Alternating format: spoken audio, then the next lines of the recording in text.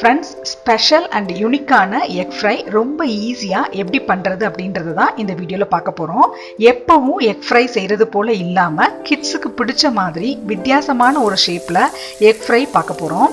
Video பார்க்குறதுக்கு முன்னாடி மெட்டிஸ் கிச்சனை சப்ஸ்கிரைப் பண்ணாதவங்க சப்ஸ்கிரைப் பண்ணிடுங்க. அப்படியே பக்கத்தில் இருக்க பெல் ஐக்கானையும் மறக்காமல் ப்ரெஸ் பண்ணிடுங்க. இது டோட்டலாக ஃப்ரீ தாங்க. வாங்க வீடியோ உள்ளே போகலாம். ஃப்ரெண்ட்ஸ், இந்த ரெசிபி செய்ய தேவையான பொருட்கள் எல்லாமே இதில் வச்சுருக்கிறேன். முக்கியமான பொருட்கள் என்னெல்லாம் அப்படின்னு பார்த்தீங்கன்னா, முட்டை. இதில் 4 முட்டை அளவுக்கு நான் எடுத்திருக்கேன். அதுக்கேற்ற மாதிரியே எல்லா அளவுமே நான் இங்கே மென்ஷன் பண்ணியிருக்கிறேன். இந்த பவுல் அளவுக்கு சின்ன வெங்காயம், 2 தக்காளி எடுத்திருக்கேன். அதுக்கடுத்தது 1 ஸ்பூன் அளவுக்கு சோம்பு, 1 ஸ்பூன் அளவுக்கு ஜீரகம், கொஞ்சமாக கருவேப்பிலை.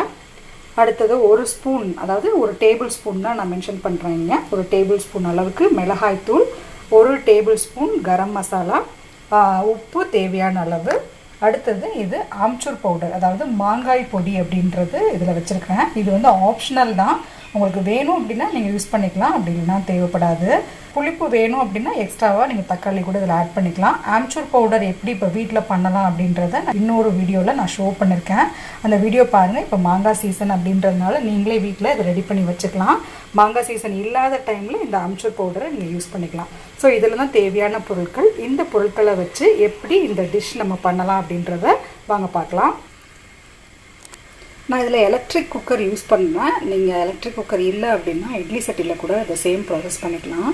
ஸோ இதில் தேவையான அளவுக்கு வாட்டர் ஊற்றிக்கலாம்.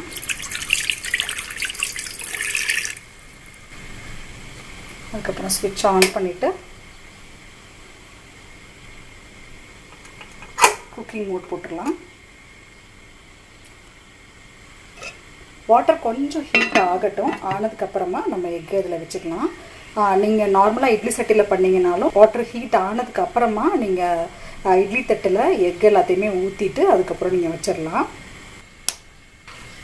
இந்த இட்லி தட்டில் ஓட்டை எதுவும் இல்லை அப்படின்றதுனால நான் இதை அப்படியே ஊற்றிட்டேன். இன்கேஸ் உங்களோட இட்லி தட்டில் நீங்கள் ஓட்டை இருக்குது, அது அப்போ எப்படி ஊற்றுறது அப்படின்னா, இது மாதிரி ஒரு சின்ன பவுல் எடுத்துக்கோங்க. இந்த பவுலில் எக்கை நீங்கள் வந்துட்டு உடச்சி ஊற்றிடுங்க.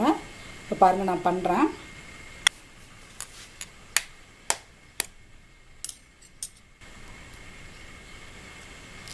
இது மேலே அப்படி வச்சுருங்க. இப்போது வாட்டர் லைட்டாக ஹீட் ஆகிடுச்சு. இப்போது நம்ம உடச்சி வச்சுருக்கிற இந்த எக்கை அப்படியே இது உள்ளே ட்ரான்ஸ்ஃபர் பண்ணிடலாம்.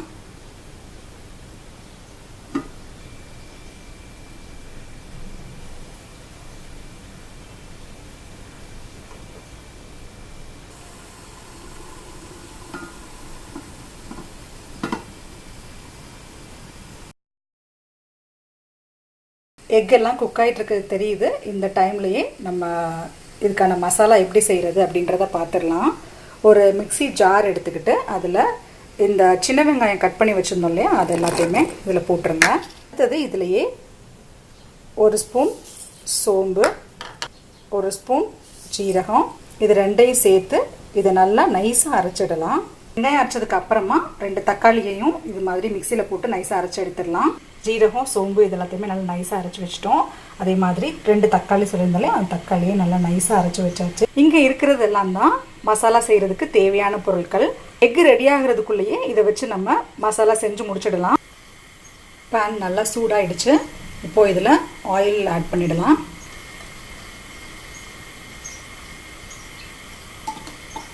ஆயில் சூடானதுக்கப்புறமா கடுகுளுந்தம் பருப்பு சேர்த்துக்கலாம். அடுத்தது சின்ன வெங்காயம், சீரகம், சோம்பு அரைச்சி வச்சுருக்கோம் இல்லையா, அதை இது கூட ஆட் பண்ணிடலாம்.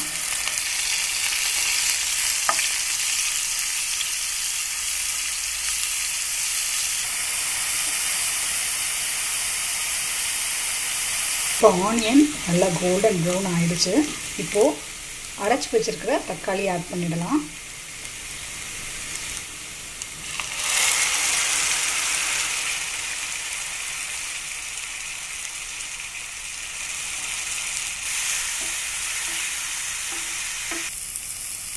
இப்போ நல்லா எண்ணெயெல்லாம் பிரிஞ்சு வர ஆரம்பிச்சிருச்சு. இந்த நேரத்தில் கருவேப்பிலை ஆட் பண்ணிடலாம். அடுத்தது மிளகாய்த்தூள்,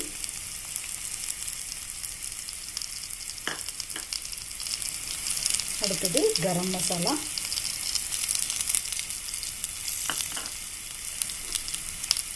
அடுத்தது ஆம்ச்சூர் பவுடர், தேவையான அளவு உப்பு.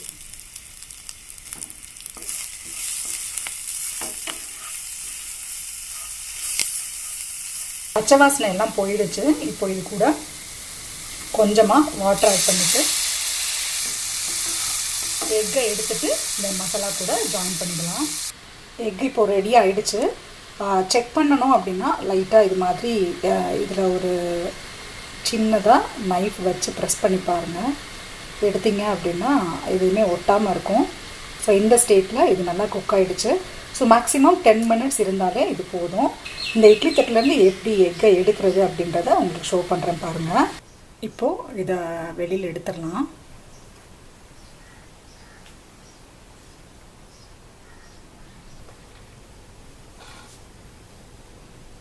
இப்போது இது மாதிரி ஒரு ஷார்ப்பான ஸ்பூன் ஒன்று வச்சுக்கோங்க.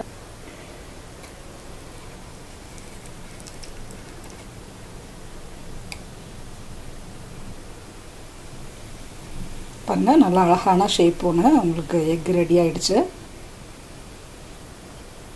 ஸோ இதை தனியாக ஒரு பிளேட்டில் வச்சுக்கலாம். சுற்றின்னு இருக்கிறத ஸ்பூன் வச்சு எடுத்து விட்டுட்டு அதுக்கப்புறம் பேஸ்லேருந்து எடுங்க. இல்லைன்னா இந்த எல்லோ வந்து உங்களுக்கு உடையிறதுக்கு ஆப்ஷன் இருக்குது.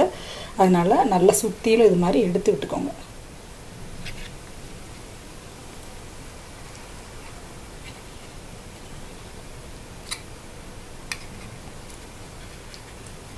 பார்த்திங்களா, எடுத்து விட்டுட்டு ஜஸ்ட்டு ஸ்பூன் அப்படி உள்ளே விட்டிங்க அப்படின்னா பிளேட்லேருந்து அழகாக வந்துடும். ஓகே, ஸோ நம்ம பிளேட்டில் வச்சுருந்த எக் எல்லாத்தையுமே இப்போ எடுத்துட்டோம். கொஞ்சம் சாஃப்டாக ஹேண்டில் பண்ணுங்கள் எக் அப்படின்றதுனால. அதே மாதிரியே இப்போ நம்ம பவுலில் வச்சுருந்தோம் இல்லையா, அதையும் சுற்றி எடுத்து விட்டுட்டு அதுக்கப்புறமா பவுல்லேருந்து எடுத்துக்கலாம்.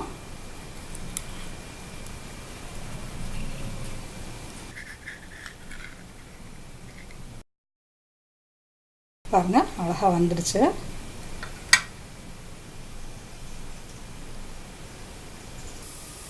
இப்போது மசாலா ஓரளவுக்கு ரெடி ஆயிடுச்சு. ஸோ இப்போ இது கூட நம்ம தனியாக எடுத்து வச்சுருக்கோம் இல்லையா அந்த எக்கு, அதை ஆட் பண்ணிடலாம்.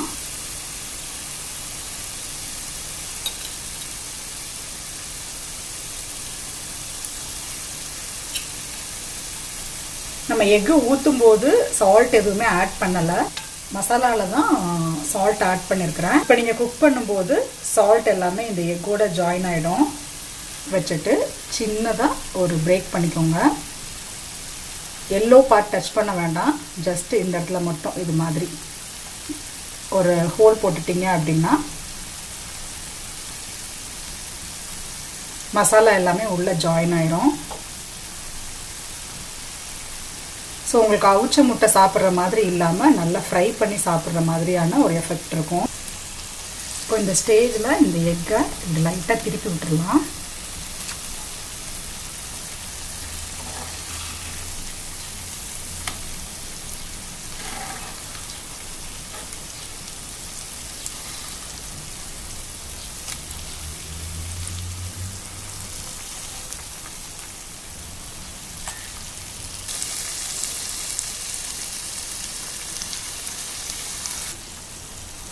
ஸோ இது மாதிரி எக்கு மேலே மசாலாவை ஸ்ப்ரெட் பண்ணி விடுங்க.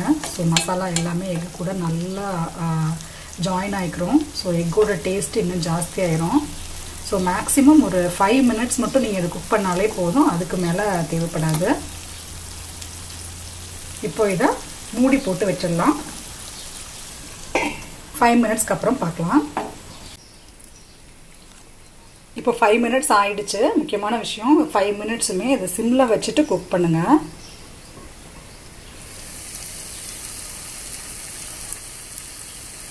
வாவ், பார்க்கவே ரொம்ப யம்மியாக இருக்குது.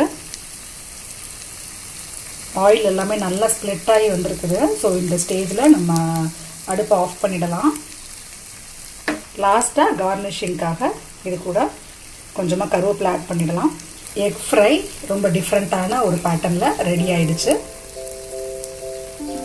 நீங்களும் இந்த டிஷ் செஞ்சுட்டு உங்கள் வீட்டில் இருக்கவங்கள அசத்துங்க. உங்களோட வேல்யூபிள் கமெண்ட்ஸை எனக்கு சென்ட் பண்ணி விடுங்க. இந்த வீடியோ உங்களுக்கு பிடிச்சிருக்குன்னு நினைக்கிறேன். வீடியோ பிடிச்சிருந்தது அப்படின்னா லைக் பண்ணுங்கள், ஷேர் பண்ணுங்கள். அப்படியே மறக்காமல் மெட்டிஸ் கிச்சனை சப்ஸ்கிரைப் பண்ணிடுங்க. இதே மாதிரி இன்னும் ஒரு இன்ட்ரெஸ்டிங்கான வீடியோவில் உங்களை நெக்ஸ்ட் நான் மீட் பண்ணுறேன். Until then, bye.